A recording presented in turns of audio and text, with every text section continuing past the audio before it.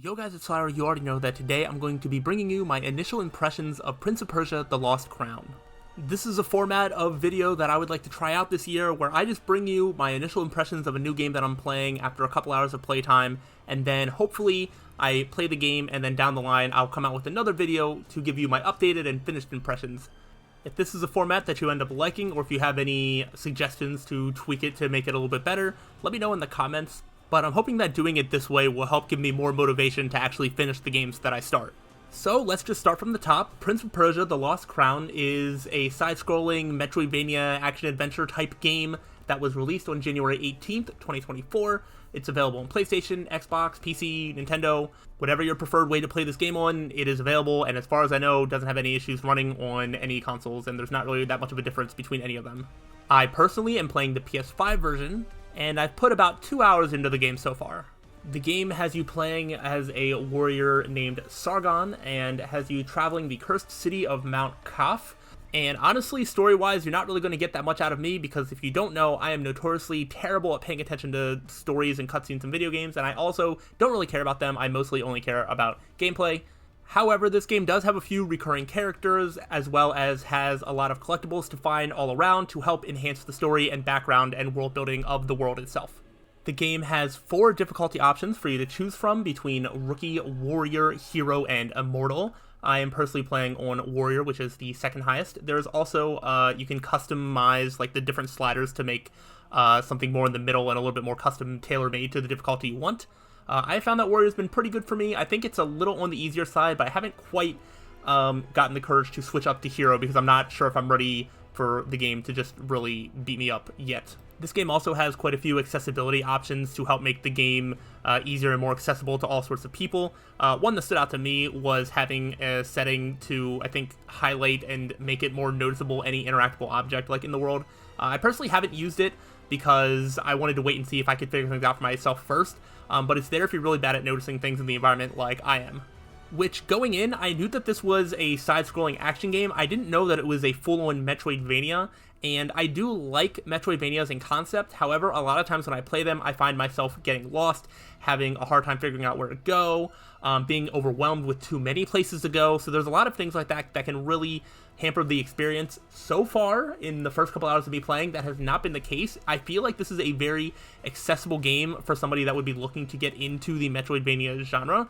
I'm not an expert on that, but it does seem like it could be really good if you've never really dabbled in a type of game like this and you wanted to start out somewhere. This seems like a pretty solid first option. The game's art style is very stylized, and as a result, the graphics are not too intense, and I think that it looks good and runs well on every platform. It's not super taxing on any system that's trying to run it. And just overall, I really do like the presentation of this game so far. The world has been fun and interesting to explore without being too massive and overwhelming.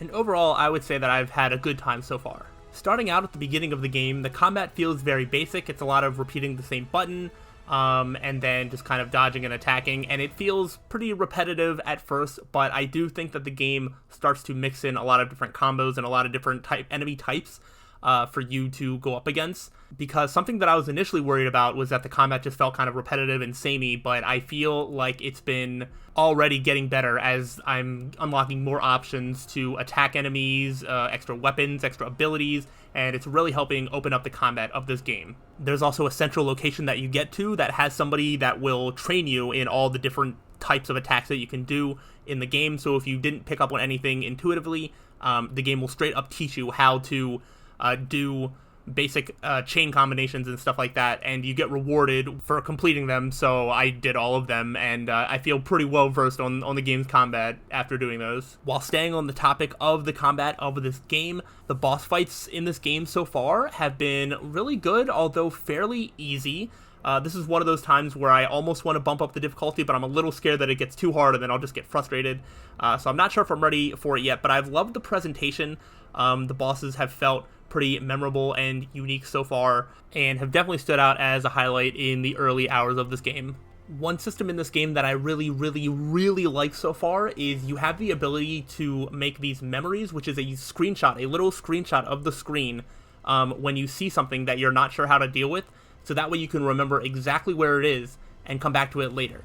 And it doesn't just put a marker on your map, it puts the marker on the map at the exact spot with the screenshot that you can just look at it so you know exactly what type of thing you are looking to get to be able to conquer something. So if it's just a door that's shut, maybe you're not sure why you can't open it, but you can look back to it instead of having to go back to that spot to remember. Because I pretty quickly compiled like 8 different screenshots being like, that's a really large gap that I don't know how I can get across. Oh, that is like a ceiling that I don't think I can like break open. And so there might be different things that I wasn't sure how to do, so I took a picture of it, and then I can just look at the screenshot and then determine if I've gotten an ability that will help me or get past that puzzle yet or not. I personally haven't played any other games with a system like this, but I really hope that if this isn't a standard, it becomes a standard, because this is so helpful, and I don't need to go back to places being like, wait, was this the area that had that spot, or was this the area that has the spot? It's like, there's no question, it saves so much time.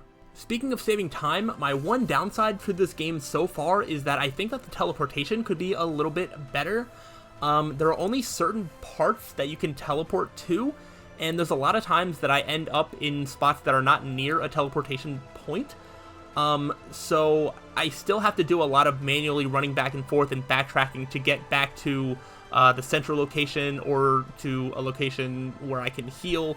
And I feel like it would be nicer if you could at least teleport between all of the different resting locations. That's like the bare minimum that I would want, and not every resting location has a fast travel point, which is a little annoying. The game also puts a little fast travel icon thing on your map, like before you can even interact with the fast travel system, and that confused me so much because I was like, oh, that says fast travel, that means I can fast travel to it, right? But it was not letting me interact with it. I didn't understand. You have to go so much further into the game before you can use the fast travel, and then once you use it, again, it's very limited as to like where you can actually go. I did big stretches of runs where I never came across a fast travel location, and I just feel that it would be a lot better and feel less tedious if there was more of them, and I didn't feel like I had to backtrack so much. So that is one worry that I do have moving forward in the game, that if there's a lot of backtracking because I want to keep going to spots that don't have a fast travel point next to them, that it might start to feel tedious, but I'm going to hope that that is not going to be the case. I don't have any other main specific points to make, so to just sort of wrap everything up, after the first hour of gameplay, I thought that this was a pretty good game with the chance to maybe become like a, 7 or 8 out of 10 game, but after the second hour of playing, I think the game got so much better, and I am actually really, really excited to play more of it. I've only put in like 2 hours into the game, but when I go to continue, it already says that I'm almost 20% through. So I don't think this is going to be a long game. It seems like it might be over after like 10 to 15 hours based on my pace of playing right now. But I'm very interested to see what new abilities I might gain, what the future bosses are going to look like, any other memorable moments or puzzles. I'm interested to see what the game does to build upon what it already has started to do. And that is something that we will revisit whenever I'm done with the game. That could be when I complete it, that could be when I decide that it's not fun anymore and just drop it completely. Either way, you're going to get an update. That is the entire goal of this series of videos. One for my initial impressions, and then one for an updated impressions, whether that's, hey, this got so much better, hey, this got so much worse. And I'd love to compare and contrast and see how that works. Again, let me know if you like this sort of format of video, if there's any tweaks or improvements that I can make, and make sure to subscribe if you have not already so you can get my updated opinions. I would like to do this style video for every new game that I plan on playing. Right now, I plan on just limiting this to new games that come out, but I would be okay with maybe doing this for games on my backlog that are still new to me, but are older games. If that's something that you're interested in, let me know. The possibilities really are endless.